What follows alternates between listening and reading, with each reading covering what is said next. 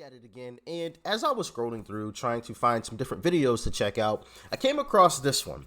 And I thought it would be interesting considering the fact that, I've often brought up the fact that, a lot of these young folks who preach about socialism and, America is terrible and it's the worst place on earth. I've often touched on the fact that these people have never really gone anywhere. And when I saw the title of this video, I was like, wow, I think that would actually be cool to check out with the fam. So here we are. If you were wondering how this video came about, a typical day in North Korea with Jordan Peterson and Yeomi.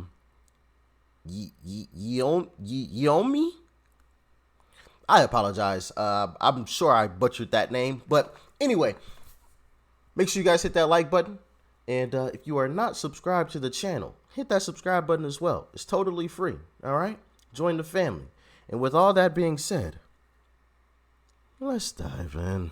So you spent a lot of time when you were a kid completely on your own because your father was eventually put in a prison camp and for a long time. And then your mother spent a lot of time away from you because she had to do what she needed to do to raise money so that you could survive. But also she was trying to deal with the situation with your father. So you and your sister, how much age difference is there between you two? 3 years.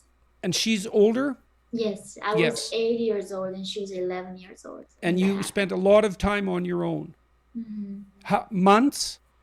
Years. 3 to 4 years. So what would, tell me about a typical day and a typical week when you were on your own. So you'd get up in the morning, you said the roosters would crow. There's no electricity, the roosters would crow. You were living in a city at that time? That time I was moving around a lot. So initially I was left alone with my sister when I was 8 years old and 11, my sister. We were living like that for 2 years and then our relatives separated us. Our uncle took my sister and my aunt took me to the countryside. That's how I lived also another 2 years like that way. And so my typical day is like, when the rooster cries.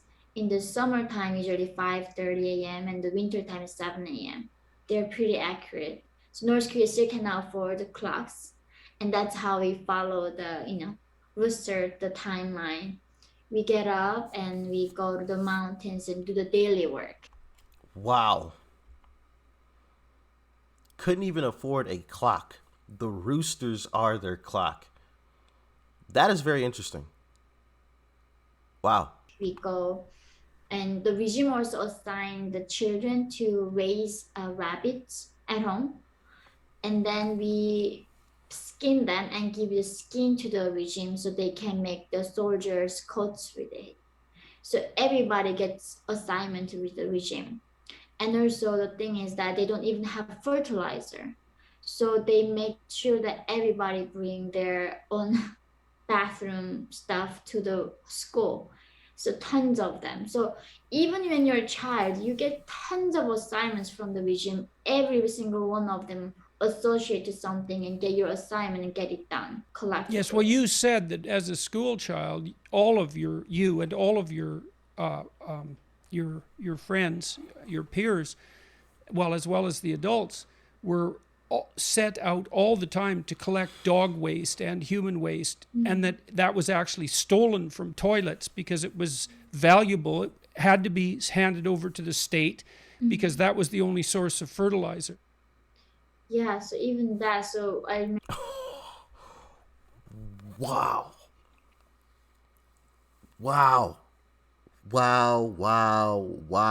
And it's always kind of cool to watch stuff like this because it puts things back into perspective, right?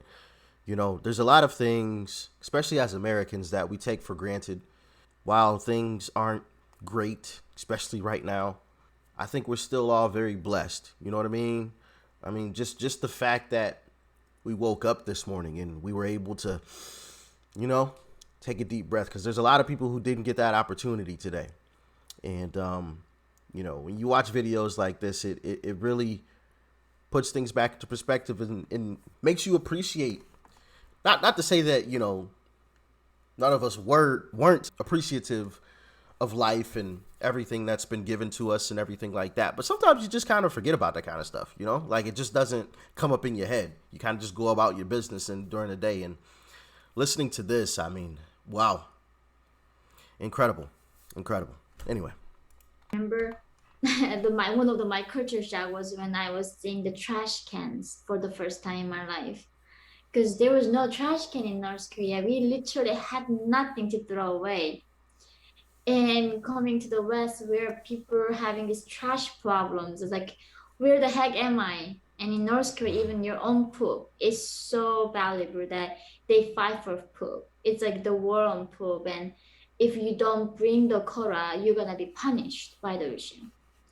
So the kids is rather when they in school, they don't study. They send out us to hunting for poops and everywhere and gather them, bring it to school afterwards. Right. Well, that was one of the most striking parts of the book. I've read a fair bit about. And of course, how bad that would just smell, just collecting poop. Ugh. Oh man. Now I get, you know, that's, you know, fertilizer and whatnot, but just I changed my daughter's diaper and yeah, nah. That smells horrible. You know what I mean? The other day, I think it was yesterday actually, I had to like lift the shirt up. I was like, goodness gracious, you know? I literally had to change the diaper with my shirt up. So I couldn't imagine like just searching around, bagging up poop and like scooping up another human's feces, you know? Like that would just Wow. Poverty-stricken existence under totalitarian regimes, but that was the first time I'd encountered that particular wrinkle, let's say. So, all right, so you're 8 years old and your sister is 11 and you get up with the roosters and you have work to do. What are you eating at that point? How much are you eating and where do you get your food? It really depends. In North Korea, it's not like when you eat, it's so random, like what you get that day. It's that's the thing. I never seen a cookbook. You know, how do you find the half pounds of pork and flour and like scallion? Like we just eat whatever we have at that moment. So if that day we had potatoes who were like frozen outside because we didn't have a place to put them, then they becomes very dark colors. We cook them and then we put lots of water in it and then some dried cabbage in it because usually water fills you up, so a lot of food has a lot of soup in it in North Korea to fill you up. And we make sure that we have enough food for the evening. We divide each meal, so depending on how much food we have that day, in the morning I more like to do public distribution for each one of us and how much you can eat per like certain meal. And some days we just cannot eat. And who was distributing it? My sister was the one more like chopping wood because she was bigger. She was doing more manual work, and I was the one more like cooking and doing the domestic work. And where was the food coming from, apart from what you gathered? Sometimes my mom, before she goes away, like for several months, she leaves us with a few kilograms of corn and like other grains. Then we have to divide it for like 6 days. We don't know when she comes back or well, she will ever come back. You told a story at one point about your mother leaving. I believe she was gone for several months and she left you some money. Mm-hmm. And you and your sister spent it on sunflower seeds and something else. Some cookies on the way back from where your mother left from. And then you had no money for all the time that she was gone. Exactly. So we learned that lesson. The first time she left us, gave us some money. And then we never had those kind of money, big money in our hands. So on the way back, we bought sunflower seed and some cookies in the plastic bag. And then we had nothing left for us, and we were not even. So in North Korea, we don't even have phones. It's not like you can call up somebody. Where are you? Wow, having to ration your food for the day or for the week because you don't have enough. Only having enough money to buy some sunflower seeds and some cookies. That's it. Man, are we privileged. Man, are we privileged. Sheesh. Eating soups to try to fill yourself up.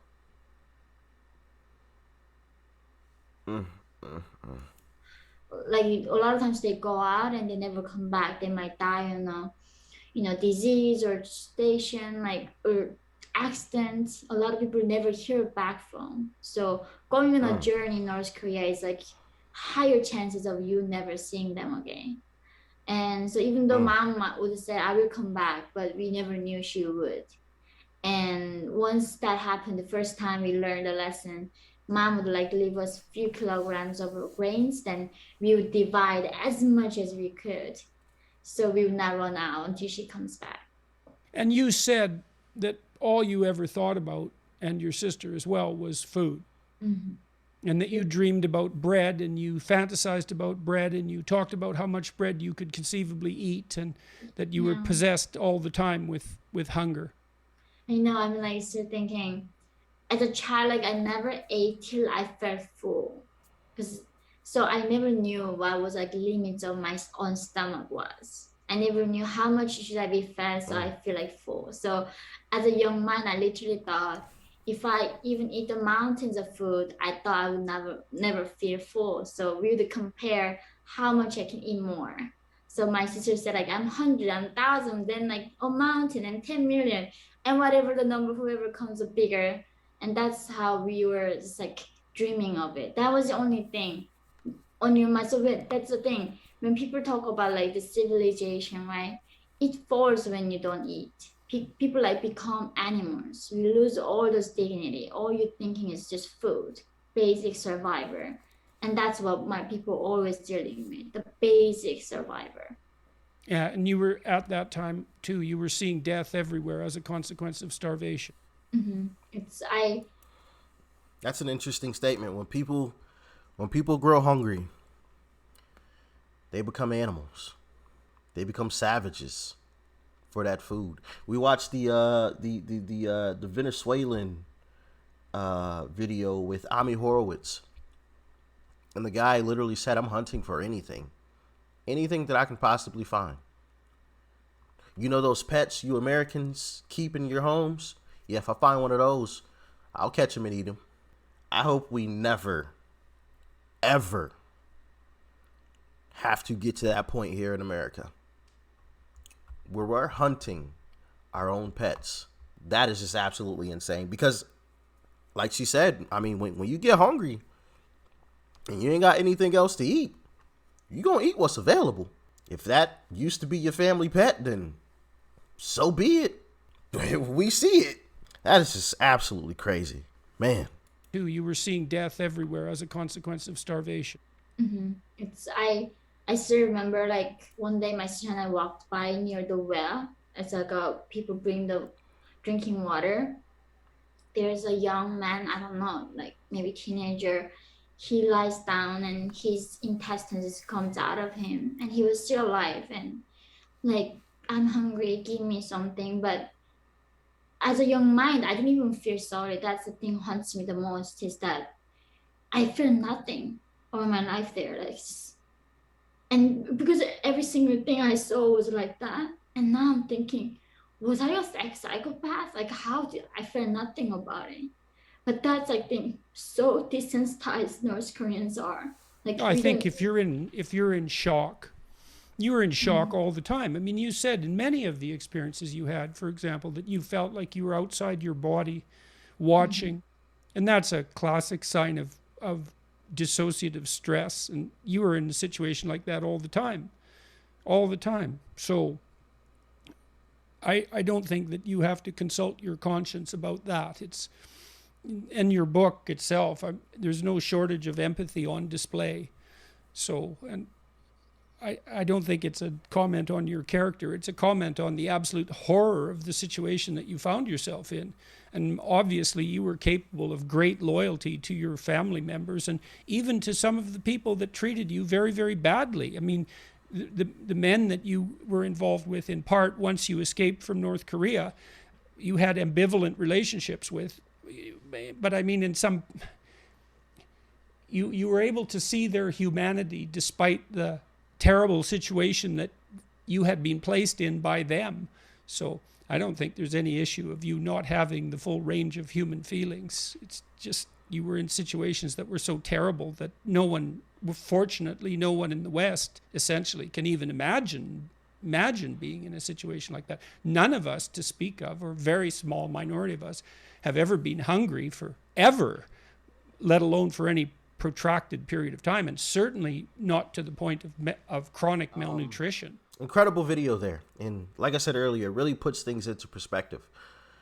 And that last little bit that she told there was eye-opening, to see such a crazy situation play out in front of you and you to feel nothing because of what you've been put through up to that point.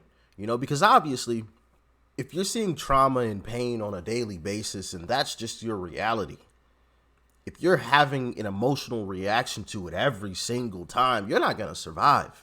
Eventually you have to become numb to it. Otherwise it's going to destroy you.